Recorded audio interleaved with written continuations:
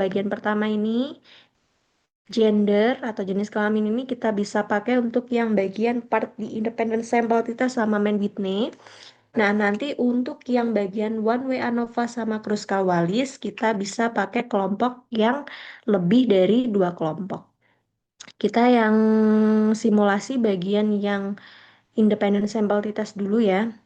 Independent sample t-test, ya pastinya kita harus buka aplikasinya dulu gitu ya. Teman-teman bisa sembari mengikuti atau mungkin mencatat tahapan-tahapannya begitu ya. Masih loading punya saya.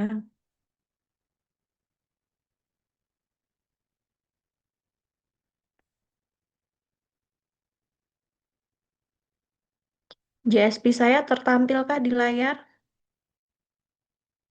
Iya, Ibu. Oke.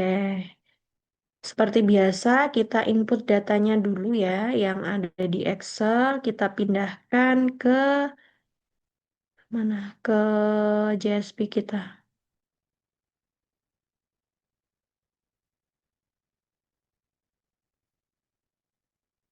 Nah, perhatikan di sini ada kolom satu, kolom 2, ada kolom 3, kolom 4, dan kolom 5. Sebenarnya ini kolom satu ya. Kolom satu tadi adalah gender, kolom 2 ini kelas, kolom 3 ini tadi adalah apa tadi ya?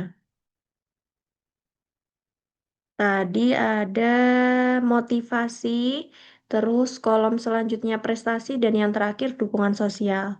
Nah, kali ini kita mau melihat bagaimana motivasi mahasiswa yang berjenis kelamin laki-laki dan perempuan. Nah, kita bisa gunakan independent sample t-test, yaitu kita klik bagian mana? T-test, lalu kita klik independent sample t-test. Bisa mengikuti ya. Oke, kita klik independent sample di ini. Nah, di bagian sini ada beberapa menu. Sebentar ini saya pindahkan dulu. Nah, untuk yang akan kita ukur karena dia adalah motivasi, berarti kita masukkan motivasi ke kiri ke kanan, masuk pada dependennya. Lalu grup ini kita isi mana? Kita isi gender. Tadi ya, yang kolom satu itu adalah gender. Kita pindahkan di bagian grouping variabel. Nah, setelah sudah seperti ini ya, dependennya kita isi tadi motivasi, grouping variabelnya kita isi gender gitu ya. Nah, ini sudah muncul output di bagian kanan. Nah, pada dasarnya ketika kita melakukan eh, terdengar ya suara saya ya. Oke, untuk apa namanya? Sebelum kita memulai analisis, menentukan dia pakai independen atau dia pakai man with need, berarti kita harus melakukan uji apa? Korelasi. Uji apa? Yang untuk tahu dia parametrik dan non parametrik. Normalitas. Iya, asumtif. Normalitas. Ya, normalitas ya. Nah, normalitas kalian tidak perlu melalui terpisah gitu ya. Bisa langsung pakai di sini. Kalian bisa klik di bagian asumsi. Asumsi cek ini kalian klik yang normalitas dan ekuivalen. Ekuivalen ini nanti bisa kalian lihat untuk data ini homogen atau tidak. Nah, dari data yang ada gitu ya, dari data yang ada kira-kira dia normal atau tidak.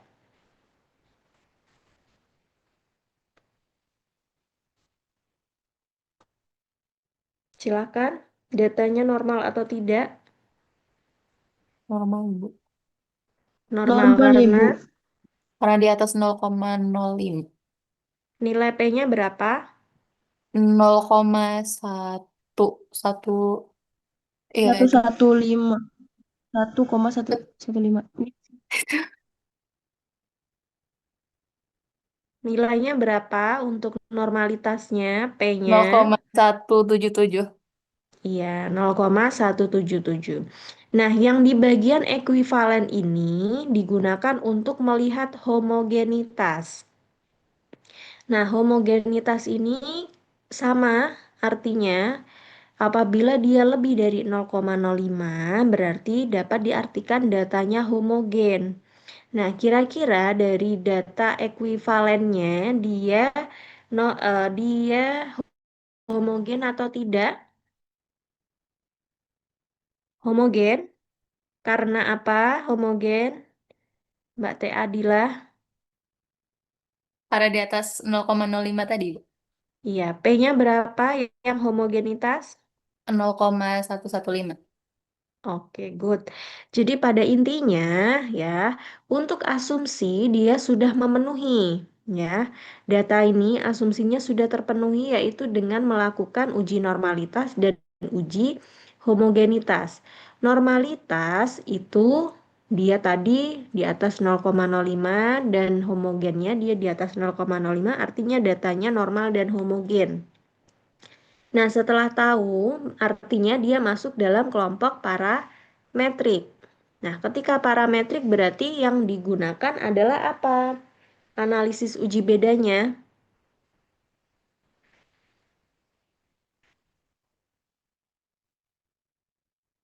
independent sample t-test atau Mann-Whitney. Kalau parametrik, Independen.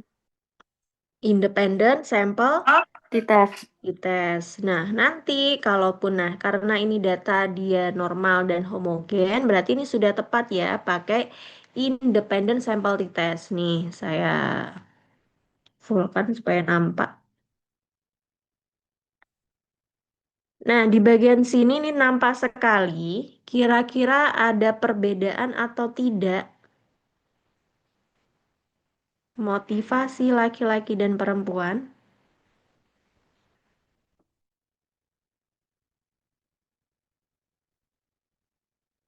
Tidak. Tidak karena apa? Di atas 0,05. Kalau di atas 0,05, dia ada perbedaan atau tidak?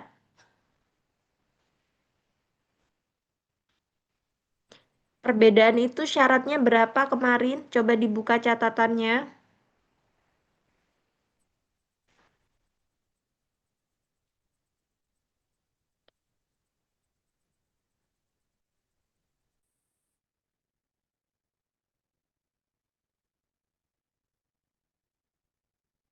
Di bawah 0,05, Ibu. Di bawah 0,05. 0,05. Artinya berarti data tersebut tidak mengalami perbedaan ya. Karena dia lebih dari 0,05. Oke, nah sekarang kita coba cari tahu kenapa dia tidak apa namanya tidak ada perbedaan. Kita bisa lihat dari nilai deskriptifnya.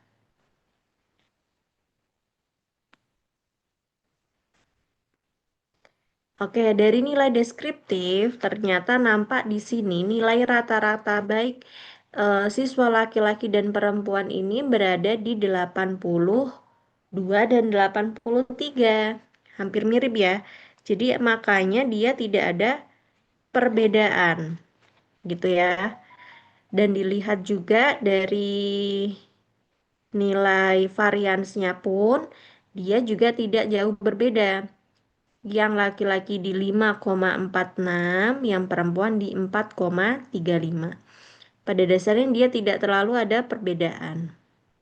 Gitu ya. Akhirnya data ini memang tidak terjadi perbedaan antara laki-laki dan perempuan.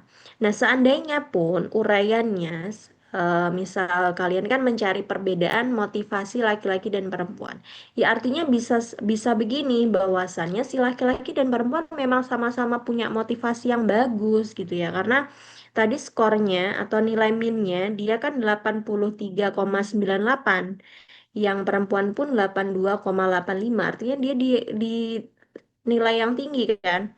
Nah, nilai tinggi ini artinya kan motivasinya dia juga bagus gitu, sama-sama bagus memang gitu. Bukan berarti ketika dia tidak ada perbedaan selalu hal-hal yang kurang baik ya yang bisa dilaporkan. Jadi pada dasarnya walaupun dia tidak ada perbedaan, kalian bisa menyampaikan bahwasannya kenapa dia tidak ada perbedaan ya karena memang dari nilai P-nya itu lebih dari 0,05.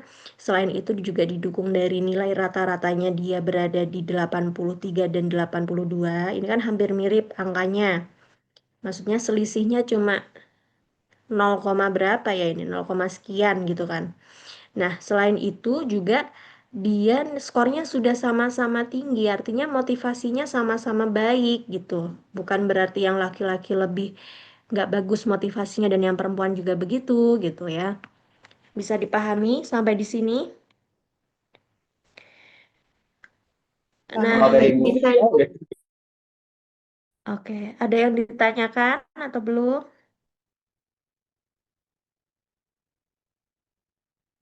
Belum.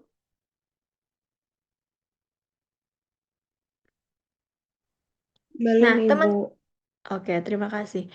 Nah, kalau misal ini tadi kan kita berbicara untuk mereka yang datanya parametrik. Nah, kalau datanya dia non parametrik, berarti harus pakai apa ujinya? Uji bedanya pakai. With man Whitney. Nah, main Whitney itu terletak di sini ya, teman-teman bisa dilihat. Kalau tadi independent sample titers pakai yang student ini yang otomatis checklist, main Whitney kalian bisa checklist yang studentnya di unchecklist.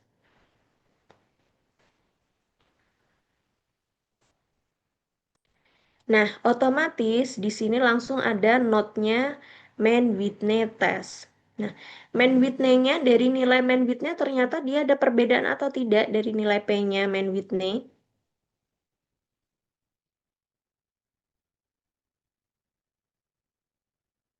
Tidak ada karena nilai P-nya lebih dari 0,05. Oke, jadi sampai di sini sebenarnya untuk dia kapan menggunakan independent sample test dan main Whitney. Dimana ketika kalian mau menguji untuk mereka yang apa namanya yang kelompoknya berbeda tapi hanya dua kelompok saja dan melihat ya perbedaan yang terjadi begitu ya. Interpretasinya berarti di sini kalian bisa sampaikan bahwasannya yang pertama yang harus dilaporkan setelah nanti kalian menyampaikan uji asumsi dari normalitas dulu, datanya normal atau tidak berdasarkan nilai P-nya. Lalu kalian juga bisa menambahkan data ekuivalen ini, nilai P-nya berapa, homogenitasnya berarti dia datanya homogen. Lalu setelah itu kalian bisa laporkan yang bagian uji bedanya baik pakai independen maupun pakai main Whitney dengan melihat nilai P-nya. Nah, setelah itu kalian bisa uraikan dari nilai min, standar deviasi, dan N-nya berapa. Dari di sini ada yang mau ditanyakan atau cukup atau kecepatan atau ada yang mau diulang? Ulang Ibu, interpretasinya seperti apa? Interpretasinya ya, kita coba buka lagi nih apa nih? Bentar, interpretasi. Oke. Nah, kalian kan harus menyampaikan dulu normalitasnya dulu. Berarti sama seperti biasanya ya, bahwasannya kalian berdasarkan nilai atau berdasarkan uji normalitas menggunakan Shapiro-Wilk test dengan software JASP diperoleh nilai P sama dengan 0,177 yang artinya data berdistribusi normal karena nilai P lebih dari 0,05. Bersama nanti kalian bisa tambahkan deskripsi selanjutnya, didukung juga dengan hasil tes ekuivalen menggunakan software JASP diperoleh nilai P sebesar 0,115. yang artinya data homogen karena nilai P lebih dari 0,05 ya. Ini untuk menyampaikan uji asumsinya dulu. Nah, setelah ini kalian bisa sampaikan uji bedanya, yaitu tergantung kalian tadi karena ini normal harusnya kan pakai yang independent sample test. Nah, ini tadi kan uji coba pakai yang main Whitney, pura-puranya datanya nggak normal gitu ya. Tapi nanti tinggal disesuaikan aja sih kalau misal mau pakai independent. Misal independen deh, independen karena datanya normal dan homogen tadi, artinya kan kita harus pakai yang parametrik. Parametrik berarti pakai yang independen. Independen berarti uji bedanya apa namanya? Apa tadi? Interpretasinya berarti eh, dari berdasarkan uji independent sample t-test atau uji beda menggunakan pendekatan independent sample t-test menggunakan software JASP diperoleh nilai P 0,447. Artinya tidak ada perbedaan motivasi laki-laki dan perempuan karena nilai P lebih dari 0,05. Itu untuk interpretasinya. Nah, kalian bisa tambahkan karena kalian di sini punya deskriptif grupnya, kalian bisa tambahkan di sini. Berdasarkan uji deskriptif menggunakan software JASP dengan N laki-laki sebanyak 23, perempuan N sebanyak 27, diperoleh nilai rata-ratanya yang laki-laki berapa? 83,96 dan yang perempuan 82,85 dengan varians yang laki-laki 5,465 yang perempuan 4,356.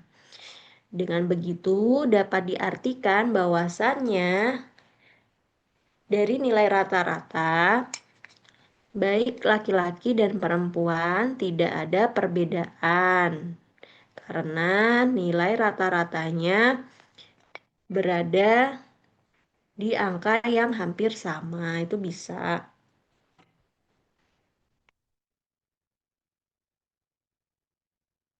Bisa dipahami?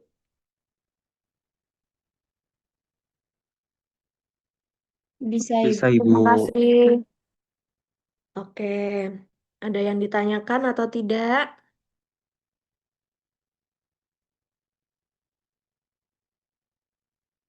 Tidak untuk uji independent sample test atau IIS, ada yang ditanyakan?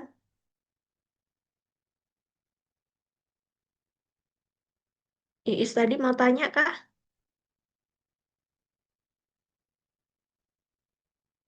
Oke, tidak ya. Kalau tidak, kita beralih ke apa tadi uji yang selanjutnya ada one way ANOVA ya, one way ANOVA sama Kruskal Wallis. Nah, ini kita don't save dulu, saya buka lagi kembali JSP-nya sebentar. Kalian sambil ngapain ini? Sambil nugas. Nyatet, Oh, nyatet, Insya Allah. nyatet Ibu. Oke, siap. Oke, bentar. Ini saya coba share screen lagi. Kita beralih di one way ANOVA. Oke, hal yang pertama harus kita lakukan sama ya. Jadi kita harus memindahkan data outputnya ini ke JSP kita.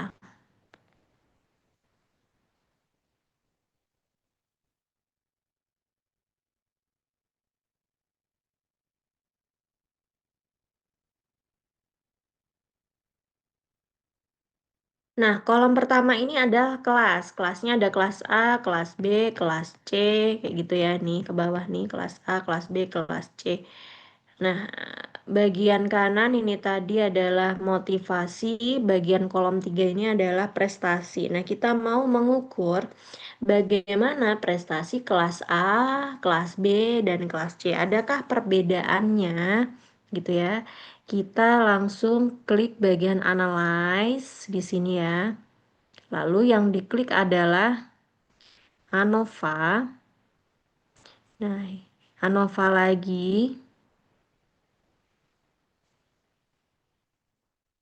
Nah, karena yang mau kita ukur adalah prestasi, berarti kita masukkan prestasi ke dependent variable. Yang kolomnya kita masukkan, kolom ini tadi adalah kelasnya ya, kelas A, kelas B, kelas C. Kita pindahkan dari kiri ke kanan ke fix factor.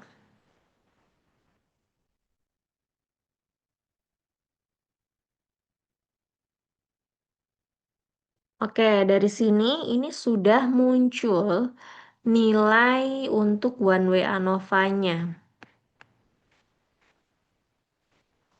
Dari nilai P-nya dia bagaimana? Ada perbedaan atau tidak? Tidak, karena nilai P-nya lebih dari 0,05. 05. Oke, interpretasinya pun nanti sama ya, bahwasannya teman-teman bisa sampaikan kalau eh, apa tadi prestasi antara kelas A, kelas B, dan kelas C tidak ada perbedaan karena nilai P lebih dari 0,05 yaitu P-nya berapa? 0,768. Nah, selain ini apa yang bisa kita laporkan dari deskriptifnya? Coba kita cek. Nah, dari deskriptifnya pun terlihat ya secara visual nilai rata-ratanya gitu ya. Nanti interpretasinya pun sama kayak tadi gitu. Jadi kalian bisa sampaikan bahwasannya nilai rata-rata kelas A, kelas B, dan kelas C berturut-turut dengan nilai 86,69 dan 85,76 dan 86,35. Yang artinya dari nilai tersebut gitu ya, nilai rata-ratanya tidak mengalami perbedaan gitu ya. Kan ini tidak ada perbedaan ya. 86, 85, 86 ini kan hampir-hampir ada selisih paling 0, lagi ya, 0, jadi memang tidak ada perbedaan. Dari segi variansnya, SD-nya itu pun sama. Dia dalam varians yang kurang lebih sama juga gitu. Sehingga memang artinya dari deskriptif ini mendukung tadi yang apa ini tadi? One way ANOVA-nya itu gitu ya. Terus selain ini yang bisa dilaporkan adalah post hoc-nya. Ini post hoc ya sama kayak tadi yang regresi itu dia yang bagian koefisien tadi. Nah, dari post hoc bedanya ya, tabel 1, 2, dan 3. Tabel 1 ini melihat dia ada perbedaan atau tidak secara utuh. Kalau tabel 2 dia mendeskriptifkan ya data yang kalian punya. Yang post hoc ini dia melihat perbedaan secara detail. Jadi melihat bagaimana perbedaan antara kelas A terhadap kelas B, kelas A terhadap kelas C, kelas B terhadap kelas C. Nah, untuk uraiannya pun sama, kalian bisa lihat dari P-nya.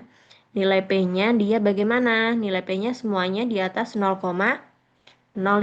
Artinya memang baik kelompok A sama kelompok B tidak ada perbedaan. Kelompok A terhadap kelompok C juga tidak ada perbedaan. Kelompok B terhadap kelompok C juga tidak ada perbedaan karena mereka semua ya, ini 0,755, 0,964, 0,888 itu di atas 0,05 yang artinya tidak punya perbedaan. Nah, jangan lupa sebelum melakukan uji beda ini harusnya kalian melakukan apa? Asumsi ceknya dulu. Nah, asumsi cek ini kalian bisa pakai yang ini, brown foot. Coba kita klik brown footnya mana nih? Hmm, oh bukan. pakai yang homogeneity test ini. Nah, bisa pakai ini ya. Nah, dilihat dari nilai P-nya. Nilai P-nya lebih dari 0,05. Artinya sebenarnya dia datanya normal. Berarti kalau normal dia parametrik. Kalau parametrik berarti pakai one way ANOVA. Nah, seandainya, ya ini seandainya kata dia ini P-nya kurang dari 0,05. Artinya dia masuk dari data non parametrik. Berarti kita harus pakai yang apa kalau non parametrik? Dibuka catatannya, non parametriknya kita pakai apa kalau yang parametrik one way ANOVA? Kruskal-Wallis ya. Oke, kita nggak apa-apa salah. Oke, kita coba cari Kruskal-Wallisnya di bagian bawah ya, non para.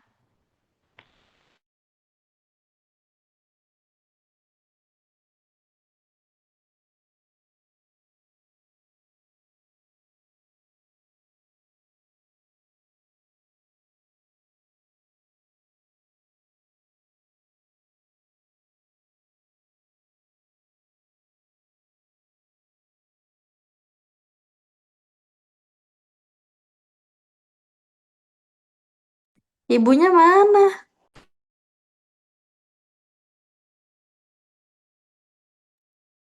Kayaknya habis baterai lagi dah. Dinda itu ditahan.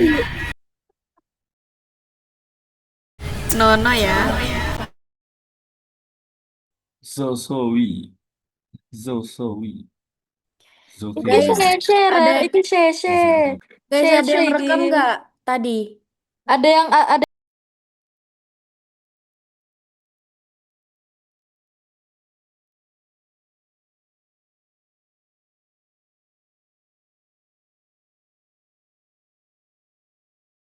ibu nggak ngomong. Ibu ke mute masih. Astagfirullah. Oke, terima kasih ya. Pantes saya kok ngomong nggak ada yang nanggepin ya. Dalam hati saya ternyata termute. Oke, oke, kita fokus ya. Kita tadi sampai di datanya kita pura-puranya dia tidak normal gitu ya. Sehingga kalau tidak normal kita pakai non parametric test. Nah, non parametric tadi ada di bagian mana? Kalian scroll aja JSP-nya ke bagian agak bawah. Nah, itu nanti akan muncul menu non parametric test. Nah, non parametric ini nanti kalian bisa pindahkan kolom satu ke bagian kanan. Nah, nanti akan muncul di bagian atas.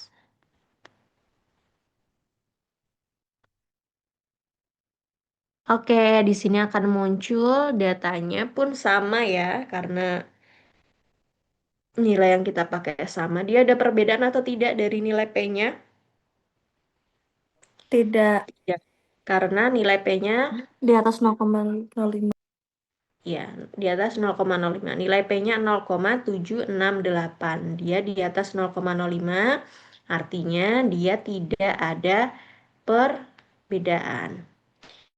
Nah, untuk post hoc yang di bagian apa ini nanti non parametrik itu ada di bagian bawahnya sini, kalian bisa klik gitu ya. Oh ini Kruskal-Wallisnya 0,443 ternyata di bawah sini. Nah, post hoc-nya kalian bisa pakai nilai P-nya ini. Sama ya, baik A ke B, A ke C, B ke C juga mereka tidak ada perbedaan gitu karena nilai P-nya nih, saya zoom. Nilai P-nya mereka di atas 0,05 semua. Oke, sudah beres kita analisisnya. Interpretasinya sama ya. Jadi nanti kalian bisa laporkan dari uji asumsinya dulu tadi ya. Asumsinya bagaimana ini? Karena nilai P lebih dari 0,05 dapat diartikan data memenuhi uji asumsi yang artinya dia pakai parametrik. Nah, parametriknya berarti pakai yang one way ANOVA. One way ANOVA-nya sama yang dilaporkan nilai P-nya. Kalau P-nya tidak ada perbedaan, kalian juga bisa tambahkan nilai dari deskriptifnya. Dari di sini ada yang mau ditanyakan? Tidak? Sudah memahami semua ya? Insya Allah. Insya Allah.